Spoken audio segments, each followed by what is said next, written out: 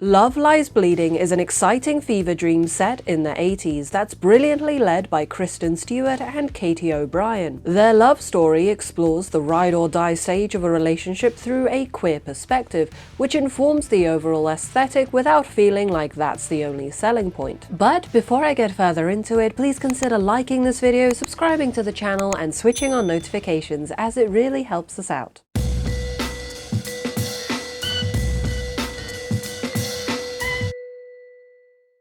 I adore unique love stories and the 80s era, so Love Lies Bleeding was right up my alley from the get-go. As with any film, there's certain echoes of other films which will be different for each person watching. For me, these included road trip films like True Romance and Thelma Louise, the former featuring a whirlwind relationship, a disgruntled father, and an explosive ending, and the latter featuring actually well-written female characters that aren't complete caricatures. Interestingly, these films were directed by brothers Tony and Ridley Scott, respectively. Love Lies Bleeding also features the popular fish-out-of-water trope that reminded me of Footloose, though with plenty of obvious differences. Still, I think the way director Rose Glass has captured bodybuilding makes it feel like a dance. Jackie's performance is no less impassioned than Ren's warehouse dancing, and it's when these outlets for their anger and frustration get stifled or spoiled that the characters reach rock bottom. However, although the film adopts this 80s aesthetic, it is still distinctly contemporary with its unapologetic goriness,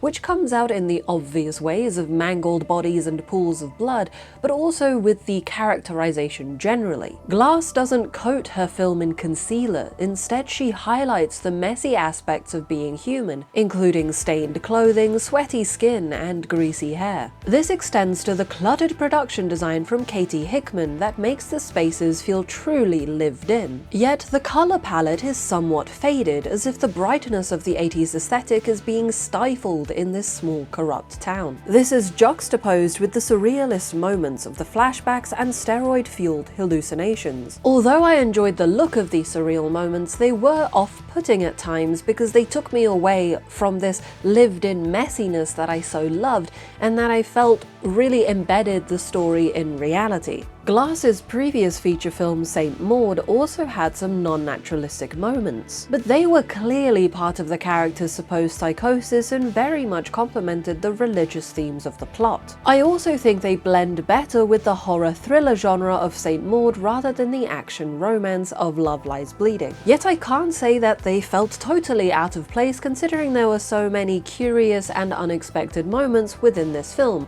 notably Lou Sr.'s snack choices. Still, I think the film would have worked perfectly well without them, but they do give Glass an upper hand in terms of building an auteur style. And considering Cronenberg's name often pops up in reviews of this film, if Glass's direction is body horror, then surrealism marries well with that. Ben Fordsman provides some creative cinematography throughout Love Lies Bleeding. There's a compelling naturalism in the way faces are framed and lit, especially in the scenes between Lou and Jackie, and these are intermixed with top-down montages of both illegal and police activities, which keep things interesting but also give the bigger picture that surrounds the intimate development of this relationship. I also enjoyed the score from Clint Mansell, which included some techno, 80s-inspired motifs that build upon themselves as the action intensifies. At times, I did find them a little bit incessant, but if the intention was to make me nervous, then they succeeded. Now, in terms of the Sapphic love story, I was pleased with how these characters seem to just be living their lives, rather than constantly needing to compare what they can and cannot do as women. And although the prejudices of the time were not ignored, they were not forced for sympathy. That's not the point of this film. Just like True Romance, Love Lies Bleeding is about two people who fall in love with each other and get into trouble along the way. I know the ages are off a bit, but for argument's sake, I think swapping the actors in the films would work, as the scripts are compelling enough to accommodate this. It's refreshing to see a female bodybuilder as a love interest, because Jackie doesn't fit into the societal norm of what is beautiful. She has both masculine and feminine qualities, and although the uncommonness of her character is discussed, once again it isn't the butt of a joke. Jackie provides the physical strength to lose psychological strength in a similar way to how typical male action heroes save damsels in distress, though that comparison belittles just how complex these characters are, as neither are two-dimensional damsels at all.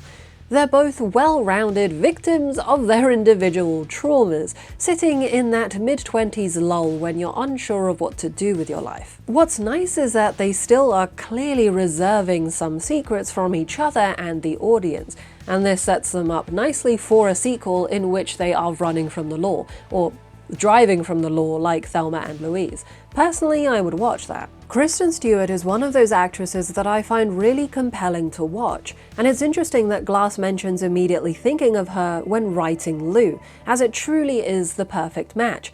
In a different interview, Stewart mentions that Lou's style is exactly how she wanted to be as a teenager, and I think that nostalgia for a lost youth comes through in how clearly she has immersed herself in this role. And ever since shedding the weight of Twilight, she has been choosing consistently varied films and roles to play. Whether throwing herself into an action film with Charlie's Angels, a biopic with Spencer, or slow-burning indie thrillers like Personal Shopper. The same can be said for her vampire co-star Robert Pattinson, whose career so far I did a deep dive into in a previous video, and I discovered a real passion for film and film history, and a lack of caring for his heartthrob status.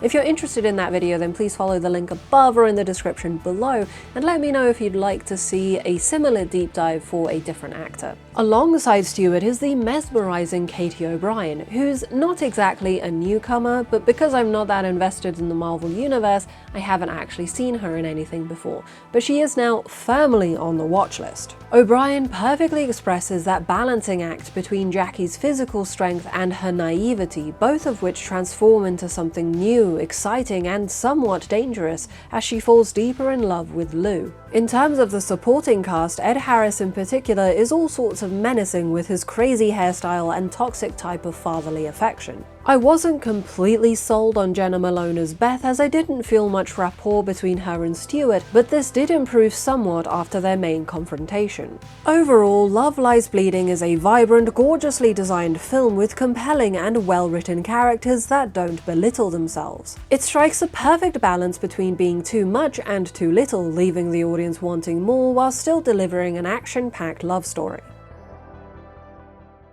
Thank you for watching. Please like this video if you enjoyed it, subscribe and switch on notifications so you don't miss future videos, and comment below with your thoughts on the film. For more film content, feel free to follow us on Letterboxd and TikTok, links in the description. Otherwise, this has been Tea Break Film Reviews. My name's Michelle, and I hope you have a great day.